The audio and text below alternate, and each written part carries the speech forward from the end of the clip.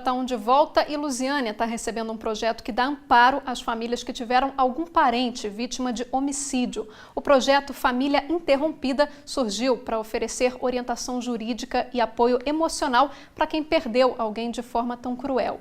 Entre as famílias atendidas estão parentes dos 7 jovens que foram abusados e mortos em 2010 pelo pedreiro Admar Jesus Santos, um crime que causou grande comoção em todo o estado de Goiás.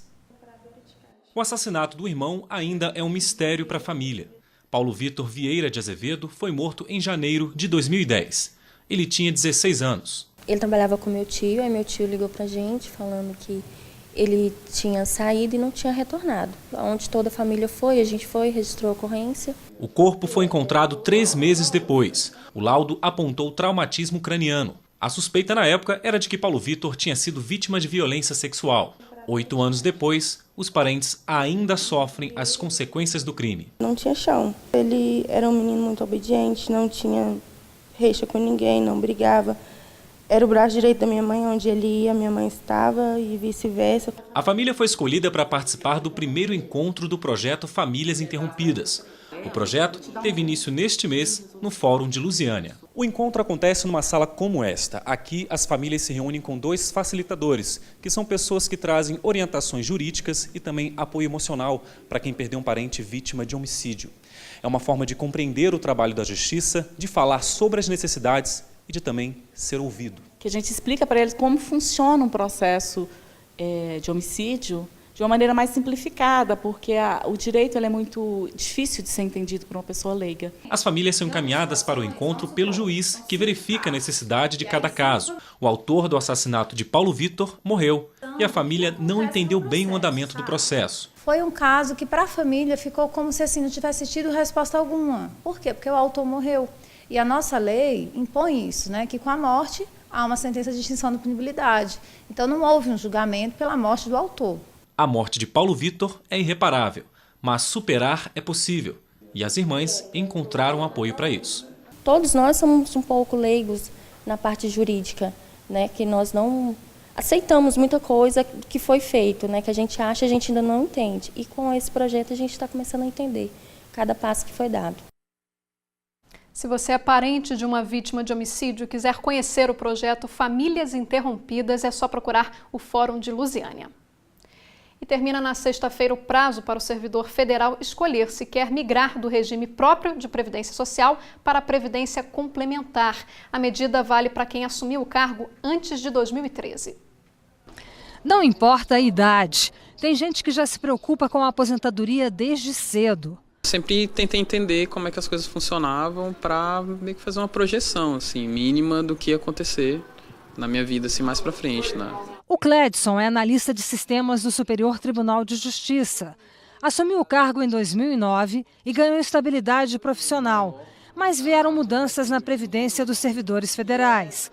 Uma lei de 2012 fixou o limite máximo para a aposentadoria e pensão de funcionários da União, no valor de R$ 5.645,80. Isso só para quem entrou no serviço público a partir de 2013. Se quiser, o servidor ainda pode aderir a uma previdência complementar, mas essa é uma escolha pessoal. Assim, fundos de pensão foram criados para gerir o dinheiro aplicado. Quem entrou no serviço público antes de 2013, como o Cledson, tem uma escolha pela frente. Continuar pelas regras antigas, o que na maioria das vezes é mais vantajoso, ou aderir ao novo sistema. O Cledson decidiu mudar. Eu pagava mais ou menos uns R$ 1.300 e poucos reais.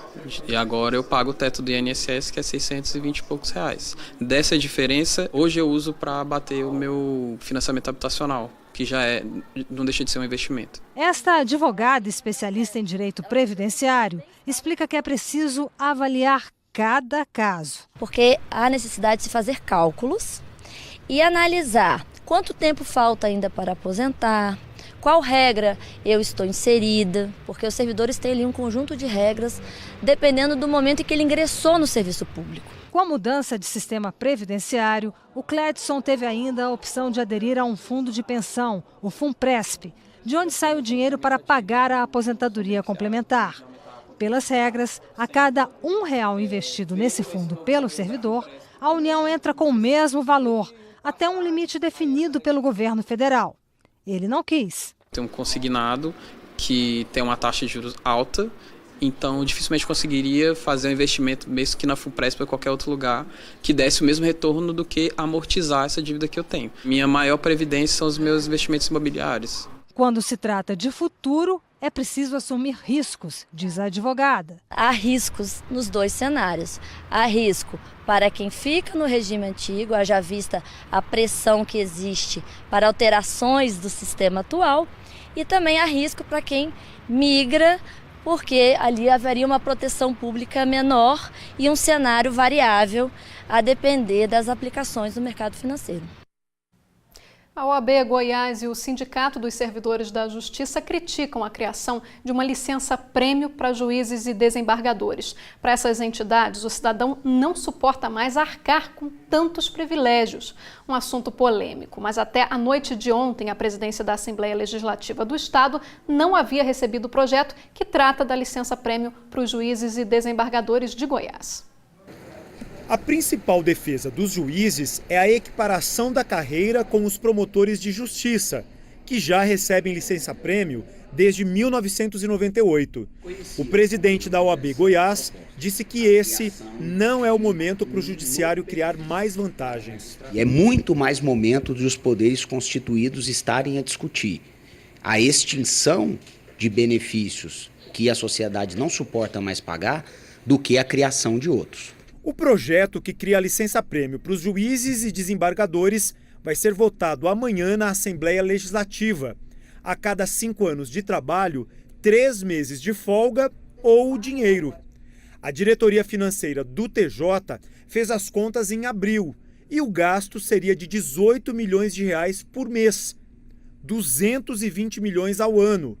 Como não havia dinheiro para isso, o projeto foi arquivado. O Sindicato dos Servidores da Justiça achou estranho o projeto ser desengavetado pelo presidente do TJ. Não havia caixa para isso, agora está se rediscutindo, dizendo que há.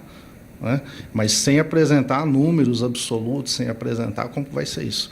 A grosso modo, fazendo uma conta rápida, se for realmente retroativo a 20 anos, a gente vai atingir aí 1 ano de vencimento para o magistrado. O Sindicato dos Servidores procurou o Conselho Nacional de Justiça. Pretende que o CNJ impeça a aprovação do projeto de lei que foi encaminhado à Assembleia Legislativa, porque a licença-prêmio não faz parte da lei da magistratura e também porque a própria diretoria financeira do TJ já disse que não tem dinheiro para pagar essa despesa. Ontem, o presidente do TJ, desembargador Gilberto Marques Filho, explicou de onde virá a verba para pagar o benefício. É a questão do turno único. Por isso, da nossa extinção de 402 cargos para viabilizar a questão orçamentária do Poder Judiciário. O jornal Anhanguera apurou que em 40 cidades do interior, a quantidade de juízes é menor que a necessária. A decisão de reduzir o horário de atendimento à população e diminuir o quadro de funcionários para conseguir pagar a licença-prêmio para os juízes foi duramente criticada pela OAB. Diversos advogados do interior, presidentes de subseção, em visitas ao Tribunal de Justiça, em que a pauta é única: mais juízes e criação de mais varas. E a resposta que nós sempre obtivemos nessas reuniões para lutar por mais estrutura no interior é que não havia orçamento.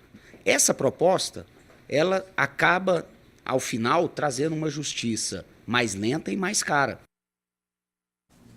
O Tribunal de Justiça disse que os 18 milhões de reais referem-se ao valor total dos salários dos juízes e que vai fazer um estudo de previsão do impacto financeiro da licença-prêmio. E agora há pouco o Tribunal de Justiça disse que o projeto que cria a licença-prêmio ainda não foi enviado à Assembleia Legislativa.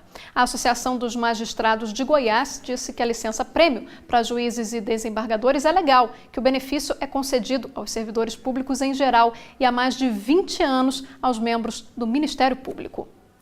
E veja a seguir, capivaras estão mais frequentes em áreas próximas ao Lago Paranoá, em Brasília. E ainda um grupo de amigos que se conheceram por um aplicativo de mensagem se reúne para jogar handebol aqui em Lusiânia. Nós voltamos em instantes.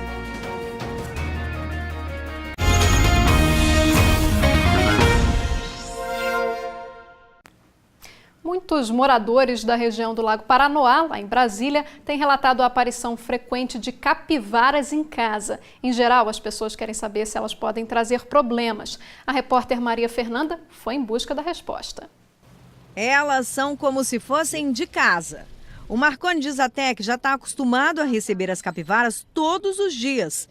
Elas chegam, sentam e ficam ali, sem a menor cerimônia. À noite elas andam muito e de manhã ela faz aqui um pit stop, né? Ela vem fazer um descanso, né? Essa rotina, né, Marconi, já vai aí há 35 anos, que é o tempo que ele mora aqui já na beira do lago. É ver capivara de manhã, no iniciozinho da manhã e no finzinho da tarde, né? Mas você estava me contando que de uns tempos para cá elas têm aparecido em maior quantidade, é isso? É verdade. Antigamente elas vinham de noite, porque estava mais tranquilo, né? Eu acredito que com a abertura que houve aqui na orla, o habitat natural delas, que é durante o dia, elas ficavam mais reclusas aqui entre a quadra, que é a L28 e a 26, e também aqui no final da 28, que tem uma mata. Mas com a frequência de pessoas na região agora, que durante o dia, elas têm aparecido para cá de dia, porque aqui está mais tranquilo, tem menos pessoas passeando por aqui. A capivara é o maior roedor do mundo. E ao redor do Lago Paranoá tem sido uma visita constante, já que elas gostam de ficar perto de água. A Polícia Militar Ambiental diz que recebe quase diariamente chamadas para resgate de capivaras.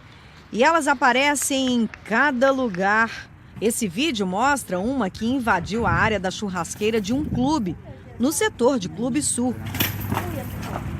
Neste outro, 2 filhotes pularam na piscina de uma casa na QL 18 do Lago Sul. Por pouco não morreram afogados.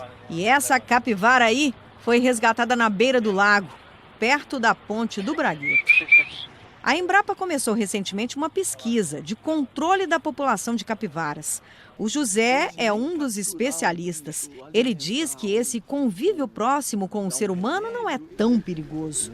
Só é preciso ter cuidado com os carrapatos que ficam nas capivaras. É que alguns transmitem a chamada febre maculosa, que pode levar à morte se não tratada a tempo. Mas o José tranquiliza a população. Quantidade de carrapatos com febre maculosa dentro da população de carrapato é muito pequena, porque a própria febre maculosa ela é letal para o carrapato. Então, se a pessoa procurar evitar de se contaminar e assim que tiver um carrapato no corpo, ela tirar, o risco é mínimo. Quem entende de capivara diz que elas não costumam atacar as pessoas, só quando se sentem ameaçadas, claro. Deixa eu voltar ao lago. De forma alguma tentar encurralar esse animal, tentar capturar o animal, né? Porque esse animal pode vir a ferir gravemente a pessoa. E para resguardar também o animal e o ser humano, né? Nós temos que manter a natureza, manter a fauna, a flora, né? Porque afinal nós é que chegamos depois, né? Então nós temos que respeitar o cantinho deles, né? Cada um no seu quadrado, né? E agora vamos falar de esporte. Olha que bacana, um grupo de amigos que se conheceu por um aplicativo de mensagens se reúne toda semana no ginásio aqui de Lusiânia para jogar handebol. Agora está realizando o primeiro campeonato dessa turma. Vamos conferir? Tudo começou com um simples grupo de WhatsApp e hoje está assim. Mais de 10 amigos se reúnem toda semana no ginásio de esportes aqui de Lusiânia para jogar handebol.